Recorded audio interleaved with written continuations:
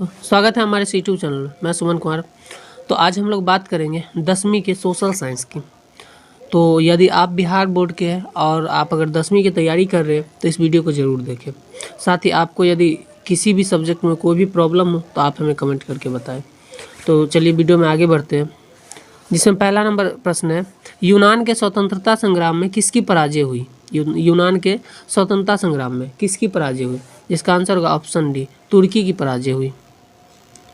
अगला प्रश्न है दूसरा नंबर, पटना में गोलघर का निर्माण किस वर्ष किया गया? पटना में गोलघर का निर्माण किस वर्ष किया गया? जिसका आंसर होगा ऑप्शन बी, 1786 में किया गया।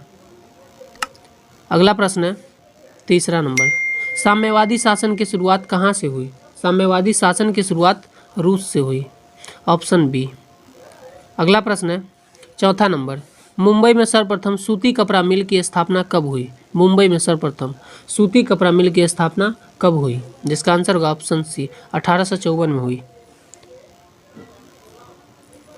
अगला प्रश्न है पांचवा नंबर, हिंदू महासभा की स्थापना किसने की? हिंदू महासभा की स्थापना किसने की? जिसका आंसर होगा ऑप्शन सी, पंडित मदन मोहन मालवीय ने।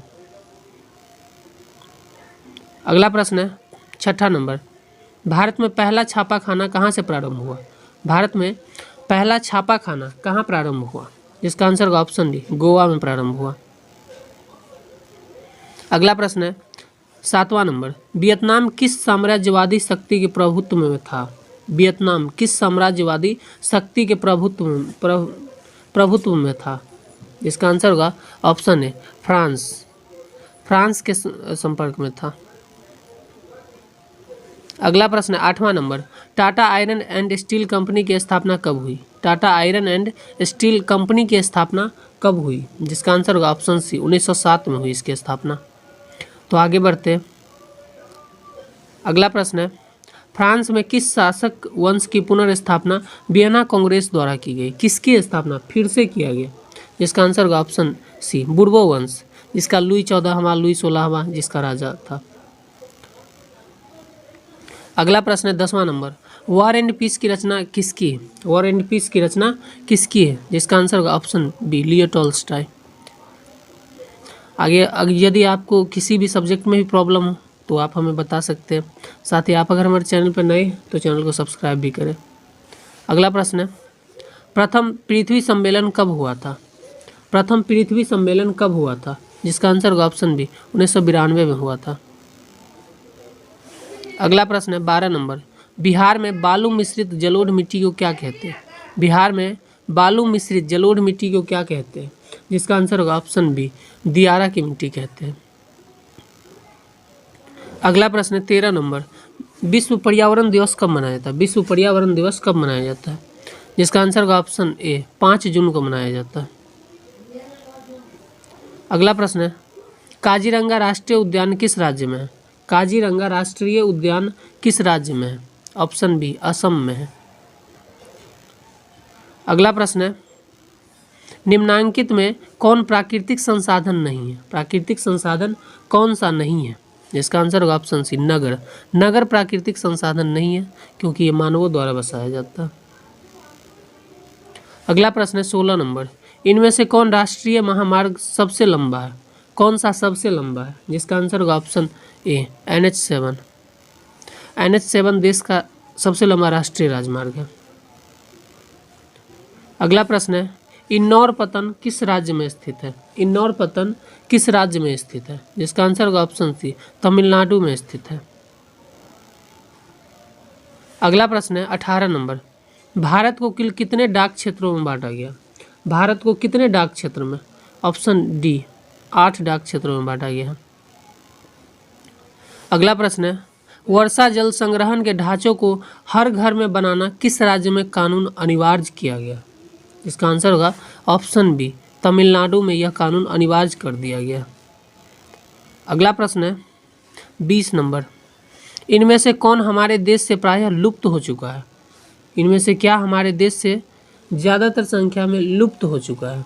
इसका आंसर होगा ऑप्शन ए, चीता।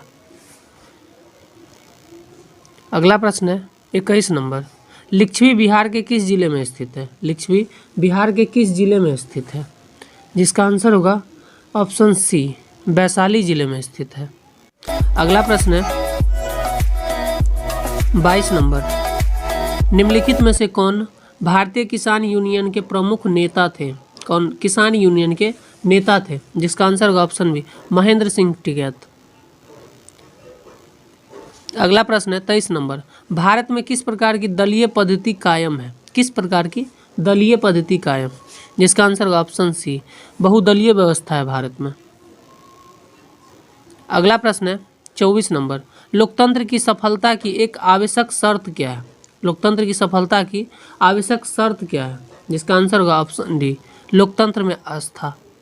आस्था लोकतंत्र में विश्वास होना। अगला प्रश्न है 25 नंबर, निम्नलिखित में से कौन संघीय शासन व्यवस्था का उद्देश्य नहीं है? संघीय शासन व्यवस्था का कौन सा उद्देश्य नहीं है? जिसका आंसर होगा ऑप्शन डी सांप्रदायिकता। ये उद्देश्य नहीं है। हालांकि राष्ट्रीय एकता, अखंडता, सत्ता का विकेंद्रीकरण सभी लोकतंत्र का या संघीय शासन व्यवस्था का उद्देश्य है। अगला प्रश्न है, बिहार में संपूर्ण क्रांति का नेतृत्व किसने किया था? बिहार में संपूर्ण क्रांति का नेतृत्व किसने किया? जिसका आंसर होगा ऑप्शन ए जयप्रकाश नारायण ने किया। अगला प्रश्न है 27 नंबर, निम्न में से एक कौन क्षेत्रीय दल है? क्षेत्रीय दल कौन सा है? जिसका आंसर होगा ऑप्शन बी राष्ट्रीय जनता दल क्षेत्रीय दल है।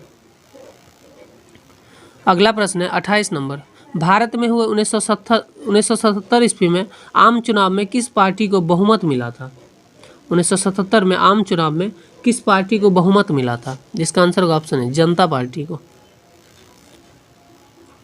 अगला प्रश्न है 29 नंबर, लोकतंत्र के मार्ग में मुख्य बाधा क्या है? लोकतंत्र के मार्ग में मुख्य समस्या क्या है? जिसका आंसर होगा ऑप्शन बी अशिक्षा, अशिक्षित लोग। तो इसीलिए सरकार अभी शिक्षा पे ज़्यादा ध्यान दे रही है, क्योंकि जैसे जैसे शिक्षित होंगे लोग वैसे लोकतंत्र के अधिकारों के बारे में समझने लगेंगे। अगला प्रश्न है 30 नंबर, राष्ट्रीय महिला आयोग अधिनियम किस वर्ष बना? राष्ट्रीय महिला आयोग अधिनियम किस वर्ष बना? जिसका आंसर होगा ऑप्शन ए 1990 ईस्वी में बना। अगला प्रश्न है, भारत का केंद्रीय बैंक कौन है? भारत का केंद्रीय बैंक कौन है? जिसका आंसर होगा option B Reserve Bank of India, जिसको हम आरबीआई भी बोलते हैं। अगला प्रश्न है, आर्थिक सुधार नई आर्थिक नीति उसी को कहते हैं। तो आर्थिक सुधार की क्या विशेषता है? आर्थिक सुधार की विशेषता क्या है? जिसका आंसर होगा ऑप्शन डी इनमें से सभी। उदारीकरण, निजीकरण और वैश्वीकरण तीनों विशेषता आर्थिक सुधार की। आगे बढ़ते हैं। अगला प्रश्न है, निम्नलिखित में से कौन से देश में मिश्रित अर्थव्यवस्था है? मिश्रित अर्थव्यवस्था किस देश में है? जिसका आंसर होगा ऑप्शन सी भारत में मिश्रित अर्थव्यवस्था है। अगला प्रश्न है 34 नंबर, भारत में सहकारिता आंदोलन कब प्रारंभ हुआ? भारत में सहकारिता आंदोलन कब प्रारंभ हुआ? जिसका आंसर होगा ऑप्शन ए 1904 में। अगला प्रश्न है 35 नंबर, भारत की वित्तीय राजधानी किस शहर को कहा जाता है? भारत की वित्तीय राजधानी किस शहर को कहा जाता है? जिसका आंसर होगा ऑप्शन बी मुंबई को कहा जाता है। फाइनेंशियल कैपिटल भी इसको कहते हैं। अगला प्रश्न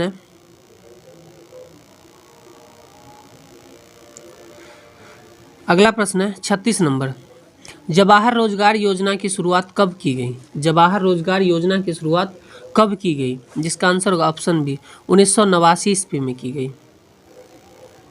अगला प्रश्न है 37 नंबर, निम्नलिखित में से साख पत्र के अंतर्गत कौन आता है? साख पत्र के अंतर्गत कौन आता है? साख पत्र जिसको हम कागज के रूप में जो चीज़ दिया जाता है उसे साख पत्र हम बोल सकते हैं। जिसका आंसर होगा चेक, बैंक ड्राफ्ट, यात्री चेक, सभी को हम साख पत्र बोल सकते हैं। अगला प्रश्न है 38 नंबर, उत्पादन एवं आय गणना विधि आर्थिक दृष्टिकोण से क्या है? उत्पादन एवं आय गणना विधि, जिसका आंसर होगा ऑप्शन डी इनमें से सभी, अर्थात सहज, वैज्ञानिक या व्यवहारिक तौर पे बोल सकते हैं इसको। अगला प्रश्न है 39 नंबर, निम्नलिखित में से किसे पिछड़ा राज्य कहा जाता है? निम्नलिखित में से किसे पिछड़ा राज्य कहा जाता है? जिसका आंसर होगा ऑप्शन बी बिहार को। अगला प्रश्न है, सोने की आभूषण की शुद्धता को पहचानने के लिए किस चिन्ह का होना आवश्यक है? सोने के आभूषण की शुद्धता, सोने की शुद्धता भी हम बोल सकते हैं, जिसका आंसर होगा ऑप्शन ए, हॉलमार्क होना जरूरी है। अगला प्रश्न है 41 नंबर, 26 दिसंबर 2004 को आई सुनामी से भारत का कौन सा द्वीप ज़्यादा प्रभावित हुआ? 26 दिसंबर 2004 को सुनामी जो आई थी, इससे कौन सा द्वीप ज़्यादा प्रभावित हुआ? इसका आंसर का ऑप्शन है निकोबार द्वीप समूह। अगला प्रश्न है 42 नंबर, 1954 में भारत सरकार ने बाढ़ नियंत्रण के लिए कितने प्रकार की योजना बनाई थी? 1954 में, जिसका आंसर होगा ऑप्शन बी, 3 योजना बनाई थी। अगला प्रश्न है 43 नंबर, निम्नलिखित में से किस नदी को बिहार का शोक कहा जाता है? बिहार का शोक किसे कहा जाता है? जिसका आंसर होगा ऑप्शन सी, कोसी नदी को। यदि आपसे ये भी पूछा जाए कि बंगाल का शोक किसे कहा जाता है, तो दामोदर नदी को। अगला प्रश्न है, महासागर के तली पर होने वाले कंपन को किस नाम से जाना जाता है? तो महासागर के तली पे जो कंपन होता है, अर्थात जो भूकंप आता है, उसे हम सुनामी के नाम से जाने जाते हैं। जो सामान्य तौर पे ज़मीन पे आते हैं उसे हम भूकंप बोलते हैं, लेकिन जब समुद्र में यही चीज़ आता है तो सुनामी के नाम से जानते हैं। अगला प्रश्न है, सूखे के लिए जिम्मेवार कारक कौन सा है? सूखा के लिए सबसे जिम्मेवार कारक कौन सा है? जिसका आंसर होगा ऑप्शन है वर्षा की कमी। वर्षा यदि कम होगी तो सूखा स्वाभाविक बात है कि होगा ही। अगला प्रश्न है 46 नंबर, भूकंप संभावित क्षेत्रों में भवनों की आकृति कैसी होनी चाहिए? जिसमें जहाँ पे जिस एरिया में आपको यदि भूकंप आए उधर की भवन कैसी होनी चाहिए? जिसका आंसर होगा ऑप्शन डी, आयताकार होनी चाहिए, आयताकार फिगर वाली। अगला प्रश्न है 47 नंबर, सुनामी किस स्थान पर आता है? सुनामी किस स्थान पर आता है? जिसका आंसर होगा ऑप्शन बी, समुद्र में आती है, समुद्र में सुनामी। अगला प्रश्न है 48 नंबर, इनमें से कौन मानवीय आपदा है? मानवीय आपदा, देखिए आपदा 2 प्रकार का होता है, एक होता है प्राकृतिक आपदा और एक होता है मानवीय आपदा। प्राकृतिक वो होता है जो कुदरत के द्वारा होता है, और मानवीय जो मानव द्वारा किया जाता है उसे मानवीय आपदा कहते हैं।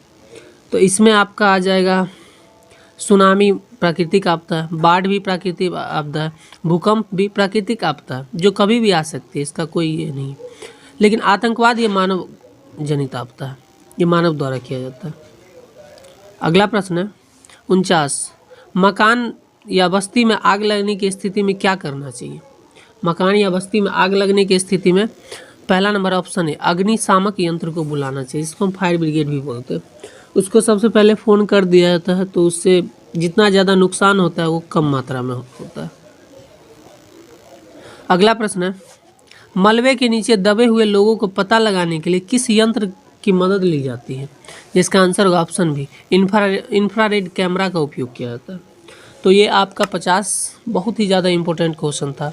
आप अगर अच्छे से तैयारी करना चाहते हैं तो आप हमारे चैनल से जुड़े रहिए, और आपको यदि कोई प्रॉब्लम है तो आप हमें कमेंट करके बताइए, आपके लिए वीडियो बना दिया जाएगा। तो वीडियो देखने के लिए आपका बहुत धन्यवाद। मिलते हैं नेक्स्ट वीडियो में। जय हिंद।